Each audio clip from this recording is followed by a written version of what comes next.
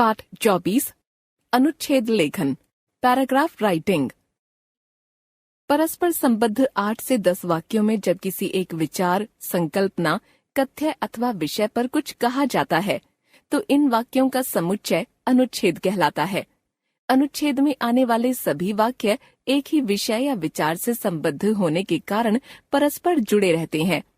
अनुच्छेद लिखते समय किसी भी प्रकार की भूमिका की आवश्यकता नहीं होती। सीधे सीधे विषय से संबंधित कुछ प्रमुख बातों को कह दिया जाता है। निबंध में एक से अधिक अनुच्छेद होते हैं, अतः अनुच्छेद लेखन का अभ्यास करने से छात्रों में किसी विषय पर अपने विचार व्यक्त करने की क्षमता तो विकसित होती ही है, निबंध लेखन में भी दक्षता आती है। अनुच्छेद लिखते समय निम्नलिखित बातों का ध्यान रखना चाहिए। जिस विषय पर भी अनुच्छेद लिखना है उससे संबंधित प्रमुख बातों को संकेत रूप में नोट कर लीजिए। अब इन बातों को एक निश्चित क्रम में लिखिए। अनुच्छेद की भाषा सरल और सुबोध होनी चाहिए। केवल महत्वपूर्ण बातों को ही अनुच्छेद में लिखिए। व्यर्थ की बातों का विस्तार नहीं होना चाहिए। अनुच्छेद के सभी वाक्य परस्पर संबद्ध होने चाहिए। अनुच्छेद रोचक होना चाहिए। अनुच्छेद में विराम चिन्हों का उचित प्रयोग किया जाना चाहिए। अनुच्छेद लेखन के नमूने। 1. पुस्तकों से दोस्ती। संकेत बिंदु। पुस्तकें दोस्त कैसे? व्यक्ति के लिए पथ प्रदर्शक। सामाजिक परिवर्तन में पुस्तकों की भूमिका। पुस्तकें हमारे जीवन में कीमती रत्नों से भी ज्यादा महत्वपूर्ण स्थान रखती हैं। ये हमारे मन मस्तिष्क को प्रकाशित करती हैं।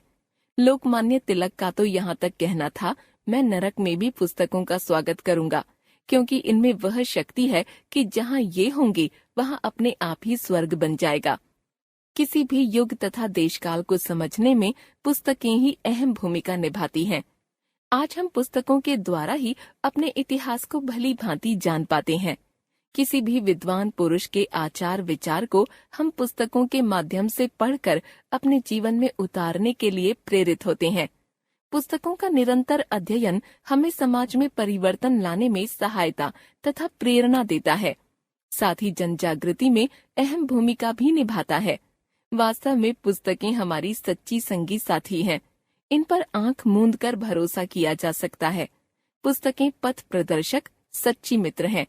पुस्तकें ऐसी मित्र हैं जो बिना किसी शिकायत के हमारा मार्ग प्रशस्त करने के लिए अग्रसर रहती हैं और हमें ज्ञान रूपी अमृत से सराबोर करती रहती हैं।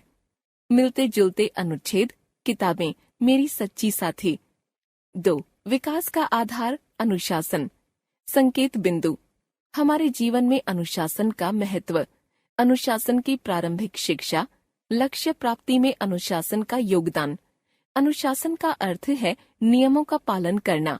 वैसे तो अनुशासन की आवश्यकता जीवन के प्रत्येक क्षेत्र में होती है, लेकिन विद्यार्थी जीवन में इसका विशेष महत्व होता है।